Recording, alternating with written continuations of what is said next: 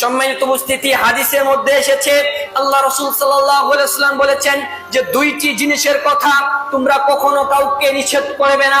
দুইটি জিনিস যদি তোমাদের কাছে কোনো ব্যক্তি চাই, থাকা অবস্থায় তোমার কাছে ওই দুইটি জিনিস আছে, এমন একটা সময় যদি কোনো ব্যক্তি তোমার কাছে দুইটি জিনিস চাই, তাহলে তোমরা কখনো তাকে নিষেধ করবে না।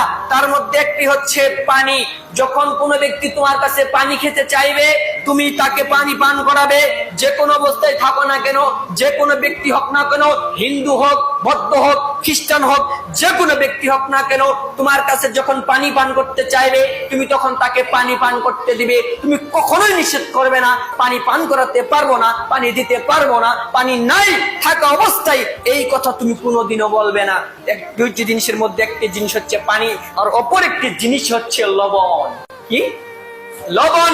কোন ব্যক্তি যদি তোমার কাছে লবণ চাই কোনো কারণে, তোমার কাছে যদি লবণ থেকে থাকে, এক টুকরো লবণ যদি থেকে থাকে, তুমি তাকে নিষেধ করবে না। ওই এক টুকরোর মধ্যে ভাগ করে হলেও তাকে তুমি লবণ দিবে। রাসূল সাল্লাল্লাহু আলাইহি সাল্লাম এই দুইটি জিনিসের কথাই বলেছেন, এক হচ্ছে পানি আর দুই হচ্ছে লবণ। এই দুইটি জিনিস যদি কোনো ব্যক্তি চাই, তাহলে কোনো দিন যেন তোমরা আর কাউকে নিষেধ না করো।